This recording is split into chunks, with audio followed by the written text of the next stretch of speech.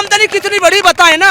आमदनी इतनी कहाँ बढ़ी है, मैं बताता रहा हूँ। आमदनी नहीं बढ़ी, मजदूरी नहीं बढ़ी, फसल के रेट नहीं बढ़े, बाकी सारी महंगाई बढ़ी है। इन्हीं के लोग, भाजपा के लोग, बाकायदा बयान दिया था इनके मंत्रियों ने, विधायकों ने, जब कहाँ गए थे देश के प्रधानमंत्री।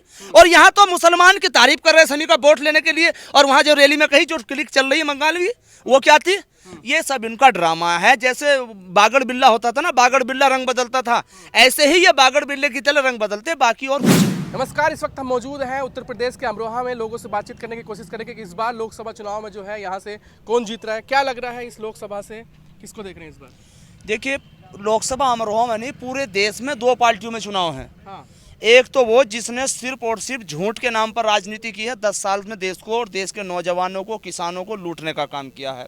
और एक वो पार्टी है जिसने 60 साल में देश को, जिस देश में सुई भी नहीं बनती थी वहाँ हवाई जहाज बनने शुरू हो गए थे, जिस देश के अंदर विकास के नाम पर तमाम फैक्ट्रियां, तमाम कंपनियां लगाई गई, वो पार्टी है। तो यहाँ चुनाव बदलाव का नहीं है, बिल्कुल भाजपा खत्म रहेगी और तमाम हिंदू, मुसलमान, किसान, नौजवान कांग्रेस गठबंधन को वोट दे रहा है। जननायक राहुल जी को अपना नेता मान चुका है, अखिलेश जी को उत्तर प्रदेश में अपना नेता मान चुका है। तो विकास की बात कर रहे हैं ना, वो कह रहे हैं कि इस बार 400 पार का नारा दिया है भाजपा ने कि 400 पार हो रहा है इस बार। 5 दिन से सुन रहे हैं आप 400 पार, कहाँ है? भूल गए, खत्म हो गए। तो जैसे पागल हो ना कोई पागल, बार बार उसी काम को करो जा। मतलब मेरी समझ में नहीं आ रही बात कि उन्हें कहीं जगह नहीं मिल रही या कोई उनके उम्मीदवार नहीं लड़ रहे। प्रदेश के मुख्यमंत्री के 4 बार दौरे अमरोही में हो गए, क्या सारे वोट अमरोही में रखे हैं? मतलब वो एकदम बौखलाना चाह रहे हैं। देश के प्रधानमंत्री के भाषण देखे आपने? मतलब ऐसे जिम्मेदार पद पर रहने के बाद देश के प्रधानमंत्री भाषण दे रहे हैं कि इस देश की संपत्ति को एक जाति विशेष के लोग बांट लेंगे अगर सरकार कांग्रेस की आ गई। देश के प्रधानमंत्री जी, मैं कहना चाहता हूं आपके चैनल के माध्यम से, आप पूरे देश के प्रधानमंत्री हैं, आपने देश के प्रधानमंत्री के पद का भी सम्मान नहीं किया, आपने भड़काऊ भाषण देने का काम किया है। आपके मुंह से ये बात अच्छी नहीं लगती। आप कहते हैं कि दंगाइयों की पहचान टोपी और उनके पहनावे से होती है, तो मैं कहता हूं भगवा रंग के 4 महात्माओं ने बलात्कार किए हैं, जिनको पुलिस ने गिरफ्तार किया है, कोर्ट में मुकदमे चले हैं। तो क्या ये नजाकत अली कहे कि भगवाधारी जो होते बलात्कारी होते? नहीं साथियों, मैं नहीं कह सकता इस बात को, आप कह सकते हैं, क्योंकि आप वोटों की राजनीति करते हैं, आप जहर घोलने की राजनीति करते हैं। कपड़ों से, रंग से, मजहब से कभी भी किसी आदमी की पहचान नहीं होती। अच्छे और बुरे लोग हर समाज में, हर मजहब में, हर बिरादरी में होते हैं। तो सबके साथ सबके विकास की बात कर रहे हैं। नहीं, कोई सबका साथ। अमरोहा में आए, मोहम्मद शमी की तारीफ कर रहे हैं कि मोहम्मद शमी ने डंका बजाया पूरे देश दुनिया में। यहाँ मोहम्मद शमी की तारीफ कर रहे हैं, जब पाकिस्तान में कहीं छूटा था, जब क्या कहे इन्हीं के लोग, भाजपा के लोग, बाकायदा बयान दिया था इनके मंत्रियों ने, विधायकों ने, जब कहाँ गए थे देश के प्रधानमंत्री। और यहाँ तो मुसलमान की तारीफ कर रहे सनी का वोट लेने के लिए, और वहां जो रैली में कही जो क्लिक चल रही है मंगालवी, वो क्या थी? ये सब इनका ड्रामा है। जैसे बागड़ बिल्ला होता था ना, बागड़ बिल्ला रंग बदलता था, ऐसे ही ये बागड़ बिल्ले की तरह रंग बदलते, बाकी और कुछ नहीं करते। देखो मेरे भाइयों, इस देश में आपने देखा कि 60 साल लग गए दूध को 30 रुपए के रेट माने में। इन्होंने जो ना 10 साल में दूध पहुंचा दिया 60 रुपए लीटर। डीजल को 65 साल लग गए 60 रुपए लीटर होने में। इन्होंने 10 साल में 30 रुपए बढ़ा दिया, डीजल हो गया 90 रुपए में। इन्होंने हमारी सरसों, हमारे फसल के रेट नहीं बढ़ाए, गन्ने के रेट नहीं बढ़ाए, किसान की मजदूरी नहीं बढ़ाए, क्या बढ़ाया? उस पर टैक्स बढ़ा दिया। इन्होंने दवाइयों पर टैक्स बढ़ा दिया, किसान की बात कर रहे हैं, डीजल बढ़ा दी तो जुताई महंगी हो गई, बच्चों की एजुकेशन की फीस महंगी, और तो और जो दवाइयाँ थी, दवाई अभी लोग ध्यान नहीं दे रहे। जो दवाई 60 रुपए की 10 साल पहले थी, आज वो 80 रुपए की मिल रही है। जो जीरा पहले 100, 150, 200 रुपए किलो मिलता था, 400 रुपए किलो मिल रहा है। जो सब्जी मुझे 20-25 रुपए किलो मिल जाती, तो इस छोटे छोटे नुकसान को जनता देख नहीं रही। जो गैस सिलेंडर 60 साल में 420 रुपए का हुआ, वो तो कहते हैं ना आमदनी भी बढ़ी है उसी तरीके से कि अरे आमदनी कितनी बड़ी बताए ना। आमदनी इतनी कहाँ बढ़ी है, मैं बताता रहा हूँ। आमदनी नहीं बढ़ी, मजदूरी नहीं बढ़ी, फसल के रेट नहीं बढ़े, बाकी सारी महंगाई बढ़ी है। और मैं बताना चाहता हूँ इस देश के, ऐसी बात कर रहे हैं, वो कह रहे क्राइम खत्म हो गया है उत्तर प्रदेश में, जहाँ क्राइम हो रहा है बुलडोजर चलाया जा रहा है। देखिए फिर वही बात आ गई, कहाँ क्राइम खत्म हो गया? बुलडोजर कहाँ चला है उनका? बुलडोजर और तो उनका पेशाब निकला है। जब सिंह आ जाना, कोई ठाकुर सिंह, फला सिंह, राजा भैया, फला भैया, तो उनका पेशाब निकला। जहाँ मोहम्मद अहमद आज तो कह बुलडोजर चला देंगे, बुलडोजर। अरे हम तो जब जाने, अगर ठाकुर हो तुम तो जितने 33 गुंडे हैं जिन पर 39 से लगाकर 80 तक मुकदमे हैं, उन पर बुलडोजर चलाओ, हम मान जाएंगे तुम इंसाफ करने वाले हो।